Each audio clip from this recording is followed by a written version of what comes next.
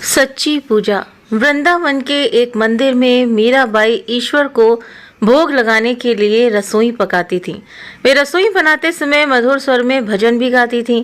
एक दिन मंदिर के प्रधान पुरोहित ने देखा कि मीरा अपने वस्त्रों को बिना बदले और बिना स्नान किए ही रसोई बना रही हैं।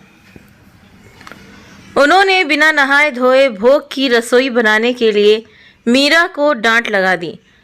पुरोहित ने उनसे कहा कि ईश्वर यह अन्न कभी भी ग्रहण नहीं करेंगे। पुरोहित के आदेशानुसार दूसरे दिन मीरा ने भोग तैयार करने से पहले न केवल स्नान किया बल्कि पूरी पवित्रता और खूब सतर्कता के साथ भोग भी बनाया। शास्त्रीय विधि का पालन करने में कहीं कोई भूल न हो जाए, इस बात से भी वे काफी डरी रहीं। 3 दिन बाद पुरोहित ने सपने में ईश्वर को देखा। ईश्वर ने उनसे कहा कि वे 3 दिन से भूखे हैं। पुरोहित ने सोचा कि जरूर मीरा से कुछ भूल हो गई होगी।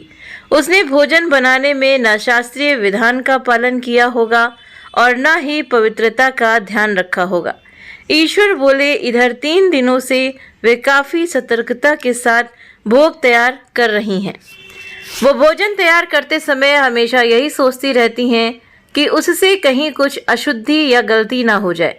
इस फेर में मैं उसका प्रेम तथा मधुर भाव महसूस नहीं कर पा रहा हूँ, इसलिए ये भोग मुझे रुचिकर नहीं लग रहा है। ईश्वर की ये बात सुनकर अगले दिन पुरोहित ने मीरा से न केवल क्षमा याचना की बल्कि पहले की तरह प्रेम पूर्ण भाव से भोग तैयार करने के लिए अनुरोध भी किया। सच तो ये है कि जब भगवान की आराधना अंतर मन से की जाती है तब अन्य किसी विधि विधान की आवश्यकता ही नहीं रह जाती है। अभिमान त्याग कर और बिना फल की चिंता किए हुए ईश्वर की पूजा जरूर करनी चाहिए। हालांकि उनकी प्रेम पूर्वक आराधना और सेवा ही सर्वोत्तम है।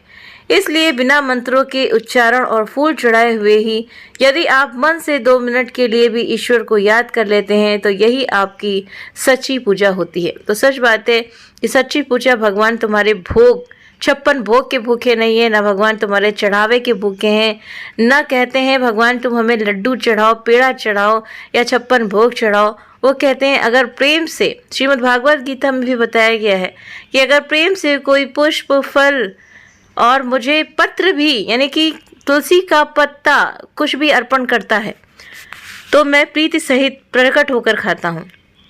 और भगवान की भक्ति ऐसी है, वो इतने ज़्यादा प्रसन्न हो जाते हैं। कैसे? अगर आप मन में भी सोच लेते हैं कि मैंने भगवान को ये अर्पण किया तो वो भगवान तक पहुँचता है। लेकिन बस ये है कि शुद्ध भाव से, मन से उनकी श्रद्धा सहित पूजा करनी चाहिए और उनको अर्पण करना चाहिए। तो उम्मीद करते हैं कि ये छोटी सी कहानी आप सभी को बहुत पसंद आई होगी।